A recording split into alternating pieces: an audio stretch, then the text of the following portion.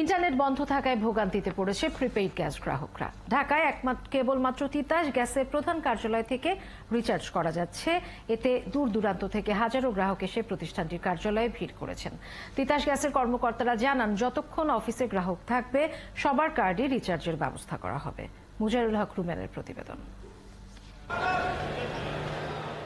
গত কদিন ইন্টারনেট না থাকায় প্রিপেড মিটারে গ্যাস ব্যবহারকারীদের অনেকের টাকা শেষ হয়ে গেছে। তিতাস থেকে দেয়া 200 টাকা ইমার্জেন্সি ব্যালেন্স অনেকেরই কার্যকর হয়নি। এসব গ্রাহকের কার্ড রিচার্জ করার ব্যবস্থা করেছে তিতাস। কেবল কারওয়ান বাজারের প্রধান কার্যালয়ে সার্ভার থাকায় হাজারো গ্রাহক ভিড় করেন প্রধান কার্যালয়ে।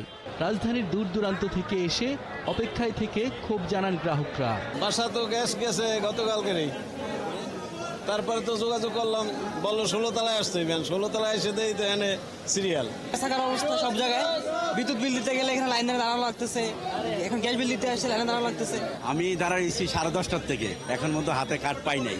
মিরপুর অফিস বন্ধ, এখানে তারা একটা অনলাইনে একটা নাম্বার দিচ্ছে, সে নাম্বার দোকানেও যায় না, টোটালে বন্ধ। 10 বার ট্রাই করে লাস্টে এখানে আসছে। তিতাস গ্যাসের আবাসিক গ্রাহক আছে প্রায় 23 লাখ। এর মধ্যে 4,20,000 গ্রাহক প্রিপেড মিটারে গ্যাস ব্যবহার করে। সোমবার সকাল থেকে বিকাল 5টা পর্যন্ত কার্ড রিচার্জ করা হয়েছে। তবে মঙ্গলবার যতক্ষণ গ্রাহক থাকবেন সবার মিটারই রিচার্জ করা হবে বলে জানান তিতাস গ্যাসের প্রিপেড মিটারের প্রকল্প পরিচালক। আমাদের আজকে আমরা মনে করছি সর্বোচ্চ কাস্টমার সংখ্যা আসবে আজকে। গতকাল কেবল আমরা শুরু করাতে অনেকে জানছে, তবে আশা করছি আমরা আজকে যতটুকু পারে আমরা করব। আর ইতিমধ্যে যদি ইন্টারনেট চালু হয়ে যায় তো আরো দ্রুতভাবে সব সমস্যার সমাধান হয়ে যাবে। যত আসবে সব আমরা করে দেবো আজকে। দরকার হলে আমরা আজকে যদি প্রয়োজন হয় আমরা আরো কয়েক ঘন্টা কাস্টমারদের জন্য থাকবো। আমরা কাস্টমার যতক্ষণ আসবে আমরা দিতে থাকবো আজকে। গ্রাহকদের অনাকাঙ্ক্ষিত এই সমস্যার জন্য দুঃখ প্রকাশও করেছেন তিতাস গ্যাসের ব্যবস্থাপনা পরিচালক।